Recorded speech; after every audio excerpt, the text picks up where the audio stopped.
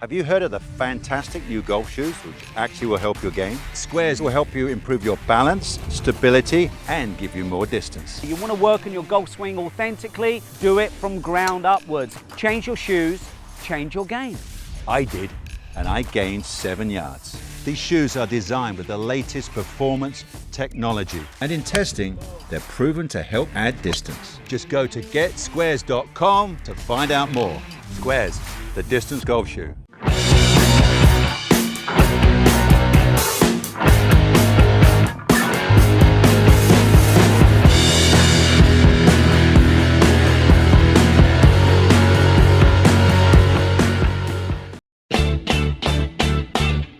Having a corporate or charity golf event? Backswing Golf Events can supply your tournament with personable, professional golfers to entertain and fundraise on the golf course. They can accommodate any size group, whether it be 3 players to 500. They are your team. From range lessons, Beat the Pro, and Pro-Am style roaming, they're making lasting memories one swing at a time. So make sure to check out backswinggolfevents.com or call us direct at 661-316-3093 and book your pros now.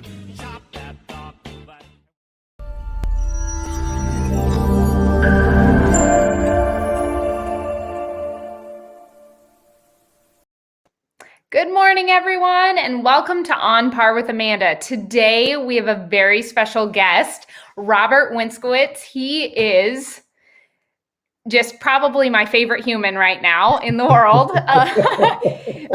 He is the one and the only responsible for SQAIRZ golf shoes. And I have to say that I am just so beyond excited to have you on with me this week. So thank you for joining me. It's really a pleasure. Thanks for having me. Yeah. So before we get going, because I definitely want to share your story with everybody on Par with Amanda, I just have to say, so SQAIRZ golf shoes, if you haven't been in this world yet, you need to get in this world. I just saw a meme the other day that's like the FootJoy line and then the line with waiting in line for SQAIRZ golf shoes. And there was no one in the FootJoy line, but that's essentially what it's representing. And I think we're moving in a direction where health and wellness is a huge part of the shoe. It's not always just about cute, but it's also about we can make cute actually function on the golf course. Right. So with that said, I want to start with you and kind of hear a little bit about the women's shoe that I will share and show everyone in a little bit. Yeah, we spent a lot of time on this, and I had a passion for this because I watched over the years as golf footwear manufacturers were coming out with shoes. They did something in the industry which was called shrink and pink. So they simply took a men's shoe and they just kept making it smaller, and then they put feminine colors on it, which historically were turquoise and pink. And out of the research that we've done, number one is a lot of women don't like that. They find it somewhat insulting, so to speak. And so they do want the basic colors like a black and a gray and a white and some other fun colors, but they want the basics. But the one thing that most people don't realize is that a woman's foot isn't just a smaller foot than the men's. It's just not a smaller version of our feet. It's anatomically different. It's, generally speaking, they've got a wider forefoot area and a smaller arch. So when you design a shoe for women, you've got to concern yourself with several things in that area. But the other thing that we contemplated is that women have traditionally more feet problems than men. And I happen to think it's because they wear those high heels where you squeeze your toes together, and guilty. I don't know how you guys do it. And guilty, then you're up like this and you squeeze them. So you have a tendency to develop calluses, bunions, hammer toe, which is, your toe kind of angling upwards. And so a lot of women don't wear golf shoes because the shoes won't facilitate really any kind of problem like that. Sure. So we were ready to launch a shoe back in February and March of last year, but we pulled it back because it didn't really meet our specifications of dealing with all those issues and then trying to find that more slender, cute version of the SQAIRZ golf shoe. Because as you know, we started with a square toe. And you, as a great golfer in your career, is you understand that balance and stability really is a function that starts with your feet. Mm-hmm. So if you look at a golf shoe, and anybody watching this, if you take your hand, you can move it up and down nice and easily when you spread your fingers. But if you take your hand and you squeeze the fingers together, you'll notice the tension on the wrist. Well, that's the same thing with your feet. It puts a lot of tension. Now your feet can't operate the way they're supposed to operate. It puts so much tension on your ankle. So because we started with a more squared off toe, your toes can sit naturally, but because of that, we're able to widen the base under the ball of the foot. Right. And because we can do that, now you've got more surface contact area with the ground. So that inherently means more balance and stability, but it also means better energy exchange with the ground. Now, I want to take you back a little and ask everybody, I always ask this question, where does distance really come from? And, I get hip turn, rotation, it comes from swing speed. Now, where does swing speed come from? A golf club or a golf ball cannot create swing speed. Correct. You create swing speed through a series of lateral, rotational, or vertical forces. So technically, swing speed is body mass, the ground, and gravity. That's how you do it. So there are two connections in golf: your hands to the club and your feet to the ground. And I always ask everybody, what's more important? It's your feet to the ground. Yeah. Why? Because it facilitates hip rotation. Hip rotation facilitates shoulder rotation. Sure. Balance and stability. What is balance and stability? That means off-center hits or on-center hits. That means cutting the ball or hooking the ball. So balance and stability is critical. And we saw that with the square shoes, because of the wider base, they measure a trace line as you swing. And the longer the trace line, the more sway that you have. And we were seeing in all the testing we're doing is very short trace lines with people who are wearing square versus the competition. Interesting. So because of all of that stuff, it translated into more yardage. And we were seeing on average people picking up 2.5 to 3 miles an hour in swing speed or 8 to 9 yards in distance. Now that's simply by changing your golf shoes. And Literally. you as a former tour player, you know that the swing is built from the ground up. Yeah, it is. And I think a lot of people leave the feet out of it when you're thinking about what can I change? What can I fix? How do I gain extra yardage? And like you said, unfortunately, people always go to the equipment side of things. But like you said, the club doesn't generate the swing speed. It's your body's movements. And so, like you said, we build it from the ground up. That's so important. I love that. And I look at today's shoes, and I would argue that they're hurting the golfer, not helping the golfer. And I'll give you an example. Today's shoes are more of these lightweight mesh-like shoes. And one of the things in the golf swing, if you get on the outside of your right foot or over this side of the shoe, it's going to cause you to supinate. And once you get on the outside of your right foot, you're dead. You can't hit a good shot.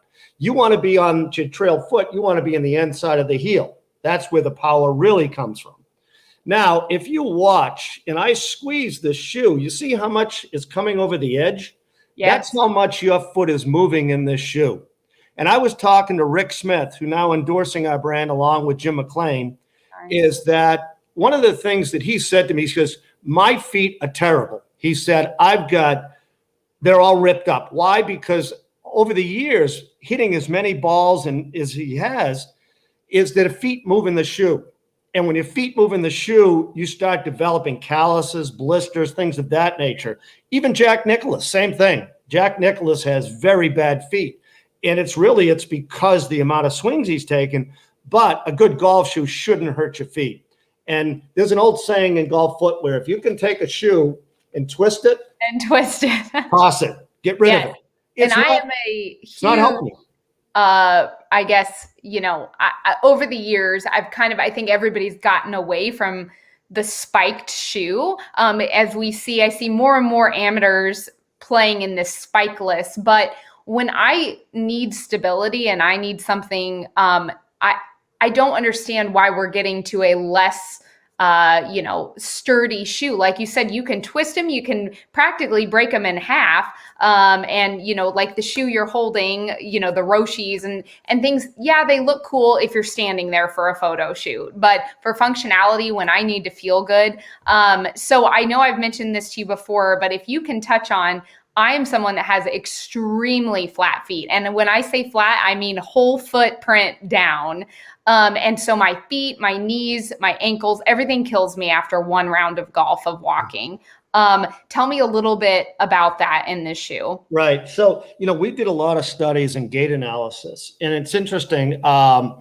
In the book Shoe Dog, the founder of Nike wrote a book called Shoe Dog. He talked about, the wider base up in here is best for running, walking. And the reason for that is because, again, your feet, in order to have proper range of motion, they've got to have this kind of flexibility. But your toes dictate so much of that flexibility, and you can feel it when you move your wrist up and down with your fingers. But the other thing was, a lot of shoes encourage your toes to go downwards. And in the golf swing, that's not a good thing. If you put your toes downwards in a golf swing, you limit your rotation. Now, all of this stuff equals fatigue. It all equals fatigue because it's putting a tremendous amount of stress on your ankle, and the talus bone connects your foot and your leg. And all those tendons around there are really the ones that facilitate all the movement of the upper body. Right. And if you start stressing those, you're going to have a terrible time on a golf course and afterwards. And the other thing we really went after in this shoe was we wanted to deploy technology in this that really, truly helps the golfer. And I'm with you. I scratch my head and I look at the shoes of today and say, why not spikes? I'll give you an example. Is that we tested shoes with spikes versus spikeless.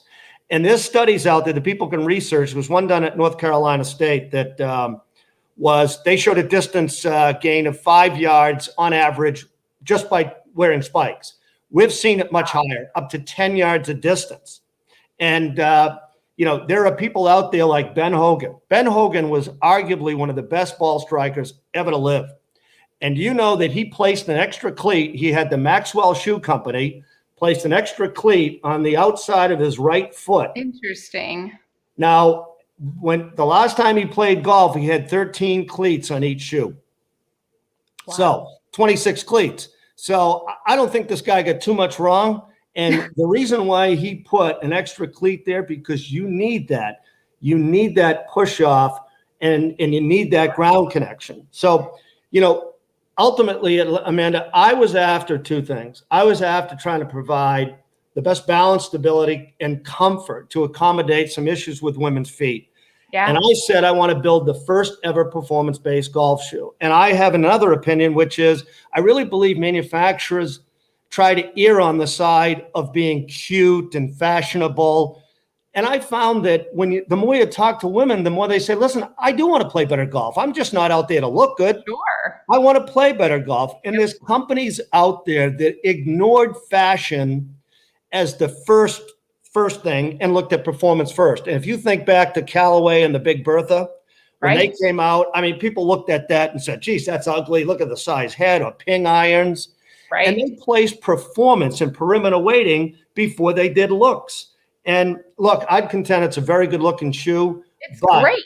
It is really designed for performance with a lot of added features like our stay put laces. And I don't know if you noticed on the lace, if you feel the lace. I do. They have, so for the viewers, they have these little tiny squares on them that you can see that are grippy, and they're not going anywhere. Do you know how many times I have to stop and tie my shoe, or I'll double knot them because it drives me crazy? No need to do it with this. But the other thing is, if you have to retie a shoe throughout the round, that means at some point your foot is moving in that shoe. It gets so loose, it's moving. And that, again, that promotes all of these problems. And you want the foot and the shoe to be one.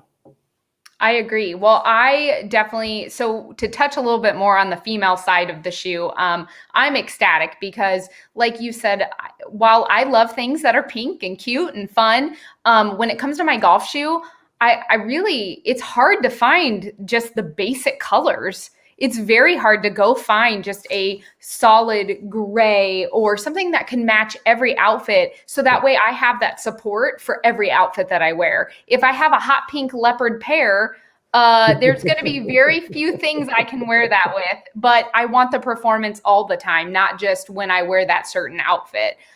So I am pumped for these. Thank you so much, Robert. I am My pleasure.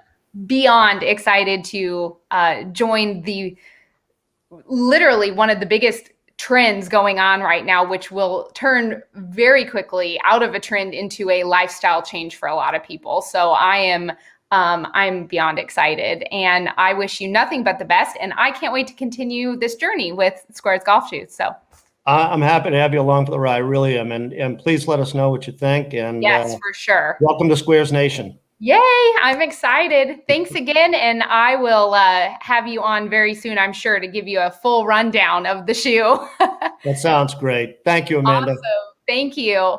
Well, ladies and gentlemen, thanks for tuning in this week again. Make sure you're writing into A. Robertson Golf and write into bigsgolftalk@gmail.com. I love hearing from you guys. And if you want the info and the deets on SQAIRZ golf shoes, these are the latest and the greatest. And I'm so excited to be a part of it. Cannot wait to get these bad boys in action. So take care. Have a great week. Be kind. And until next week, keep swinging for par.